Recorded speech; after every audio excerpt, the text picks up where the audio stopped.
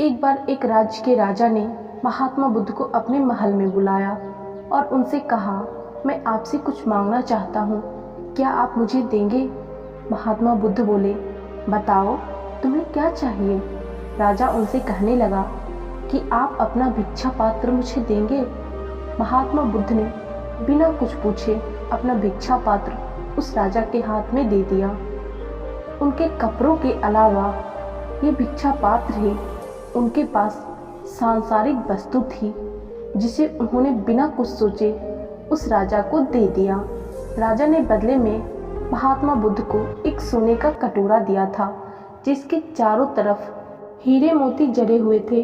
महात्मा बुद्ध उस कटोरा को हाथ में लेकर अपनी कुटिया की तरफ चल देते हैं और वो रास्ते से गुजर ही रहे थे कि एक चोर उस कटोरा को चुराने के उद्देश्य से उनका पीछा करने लगता है और महात्मा बुद्ध को एहसास हो जाता है कि कोई उनका पीछा कर रहा है।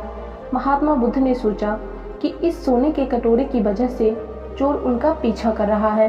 तब उन्होंने कहा कि क्यों ना मैं इस कटोरे को इस चोर को ही दे दूं, क्योंकि इस कटोरे की वजह से मेरा मानसिक संतुलन नष्ट होगा और फिर इस कटोरे को चुराने के लिए उस चोर को भी कठिन परिश्रम करना पड़ेगा, और वैसे भी ये कटोरा मेरे किसी काम का नहीं है, तो मैं इस कटोरे को उस चोर को ही दे देता हूँ। जब महात्मा बुद्ध अपनी कुटिया के पास पहुँचे तो उन्होंने कटोरे को बाहर ही फेंक दिया और चुपचाप अपनी कुटिया के अंदर चले गए।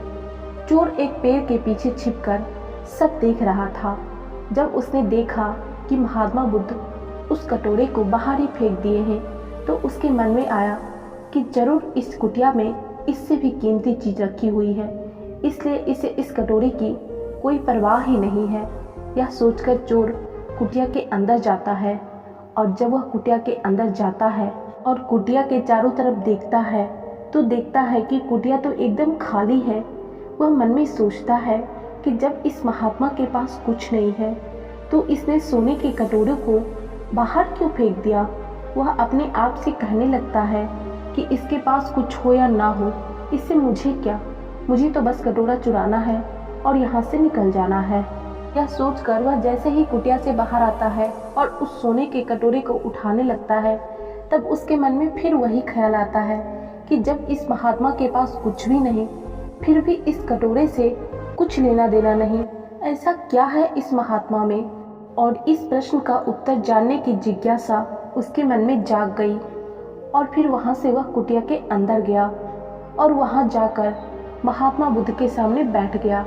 उनके आँख खुलने का इंतजार करने लगा, और कुछ समय बाद महात्मा बुद्ध अपनी आंखें खोलते हैं और उस चोर को अपने सामने बैठा देखते हैं।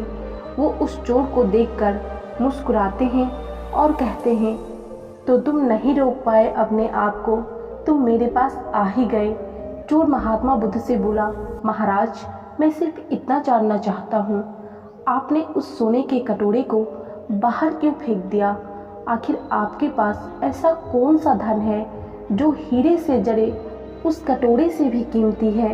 यह सुनकर महात्मा बुद्ध मुस्कुराए और बोले, मेरे पास एक ऐसा खजाना है जिसे तुम नहीं देख सकते। चोर बोला, क्या आप उस खजाने के बारे में मुझे बता सकते हैं? महात्मा बुद्ध बोले, मेरे पास ध्यान का खजाना है, जिसके सामने दुनिया की सारी दौलत फीकी है। यह सुनकर वह चोर महात्मा बुद्ध के पैर पकड़ लेता है और कहता है, महाराज, हो सके तो मुझे माफ़ कर देना, मैं एक लुटेरा हूँ, आपको लूटने आया था, लेकिन आप तो संत निकले। आपसे मिलकर मेरी दुष्प्रवृत्ति अपने आप खत्म हो गई।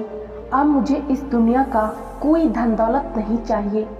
क्या आप अपने खजाने से एक छोटा सा हिस्सा मुझे दे सकते हैं, ताकि मैं भी अपने जीवन को शांति से जी सकूं? महात्मा बुद्ध मुस्कुराए और बोले, यदि तुम चाहो तो तुम भी मेरी तरह ध्यान के उस खजाने को प्राप्त कर सकते हो।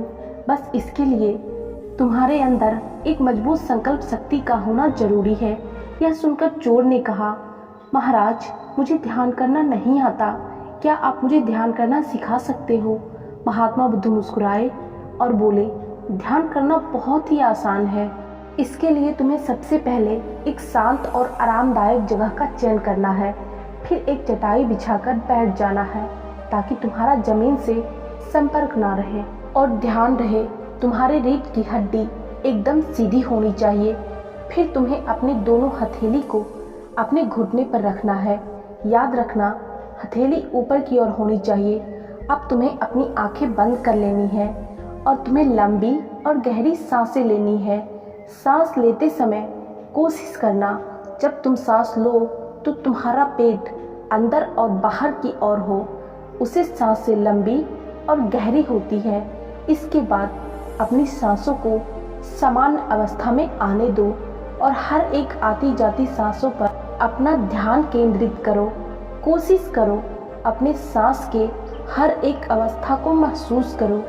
एक भी सांस तुम्हारे महसूस के बिना नहीं गुजरना चाहिए। केवल आती जाती सांसों पर ही तुम्हारा ध्यान हो। और ये भी याद रखना, शुरुआत में तुम्हारा मन भटकेगा, लेकिन जैसे ही मन भटके तुम्हें याद करके अपने मन को अपनी सांस पर केंद्रित करना है और कुछ नहीं करना। बस पूरी जागरूकता के साथ आती जाती सांसों पर ध्यान देना है। समय के साथ तुम्हारे सांस लेने की गति धीमी होती चली जाएगी। जैसे जैसे तुम्हारे सांस लेने की गति धीमी होती जाएगी वैसे वैसे तुम्हारा मन शांत होता जाएगा और तुम्हारी सांसें और भी लंबी और गहरी होती जाएगी। फिर धीरे धीरे एक ऐसा समय आएगा जब तुम्हारे मन से सारे विचार गायब हो जाएंगे और तुम्हारा मन शांति के महासागर में डूब जाएगा। और यही गहरे ध्यान की अनंत अवस्था है। महात्मा बुद्ध के बताए अनुसार उस चोर ने ध्यान करना शुरू किया। उसने चोरी करना भी छोड़ दिया और धीरे धीरे उसकी जिंदगी पूरी तरह से बदल गई। दोस्तों, अगर आप भी अपने जीवन में ध्यान करना सीखना चाहते हैं तो महात्मा बुद्ध के बताए गए इस सरल ध्यान के तरीके को अपना सकते हैं।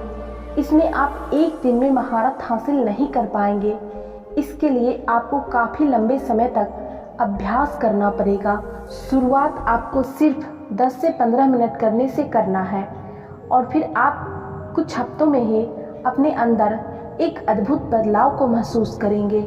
आज की कहानी आपको कैसी लगी कमेंट करके ज़रूर बताइएगा। आज के वीडियो में इतना ही। मिलते हैं नेक्स्ट वीडियो में। तब तक के लिए धन्यवाद।